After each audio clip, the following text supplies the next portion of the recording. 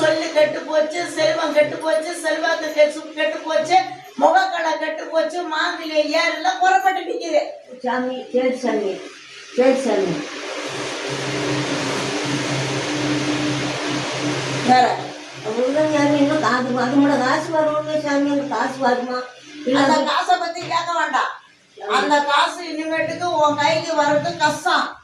அவன் ஏமாத்தணும் அப்படின்னு முடிவு பண்ணிட்டான். அந்த முடிவு பண்ணினதுனாலதான் உனக்கு பணம் கிடைக்கல. நீ கொடுத்தது முதல்ல தப்பு. நீ உன் வாயால இல்லைன்னு சொன்ன.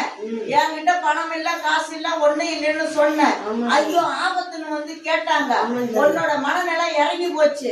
இறங்கி போய் நீ பணத்தை நீ கொடுத்து விட்ட. இன்னைக்கு வாங்க முடியல. கறந்த பால் மண்ணுக்குள்ள போயிடுச்சு. மடியில ஏற முடியல. அவனுக்குன்னு நான் ஒரு வேலை ஒண்ணு பண்ணி கொடுக்குறேன். அதை பத்தி நீ பயப்படாத. சரி சாமி. சாமி பிள்ளை பேத்திக்கு கொஞ்சம் காசு வரணும். காசு வருமா சாமி? யாருங்க? பேத்திக்கு பொம்பேத்திக்கு. உன் பேத்திக்கு எங்க இருந்து வரும் காசு? காசு கஷ்டப்பட்ட காசு சாமி. கஷ்டப்பட்ட காசு. அந்த பொண்ணுக்கு அது ஒரு வாழ்க்கையில ஒண்ணு தேடும் போது அந்த காசுகள் கண்டிப்பாக வரும். அதுக்கு ஒரு வேலை வாய்ப்புகளை செஞ்சுக்கிட்டா போதும். சரி சாமி, சரி சாமி. என்ன செஞ்சு சாரிங்க?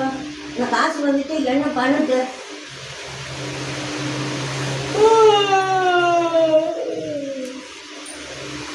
முடிச்சு கொடுக்குற எல்லாமே உன் வாழ்க்கையில. சரி சாமி, சரி சாமி. உன் வாழ்க்கைக்கு எல்லாமே முடிச்சு. சரி சாமி, சரி சாமி. நீங்க அதுங்க போய் அப்பா இல்லைம்மா, நீங்க வந்தீங்கன்னா எல்லாமே நல்லா வச்சிருக்கோம். மந்திரி நல்லா இருக்கணும். எல்லாமே நல்லா இருப்பாங்க. பயப்பட தேவையில்ல. உனக்கு இருக்கிற தொந்தரவுகளை நீ தீர்த்துக்கோ.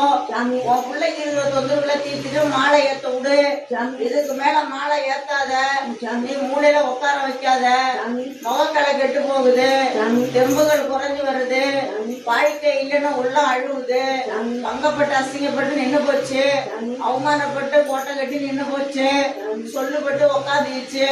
பார்த்து எப்படி சாமி? அது புரியுது சாமி. எனக்கு நல்லா தெரியும் சாமி. அம்மா சொல்லுங்கம்மா. அடுத்து அதே கடவுளே.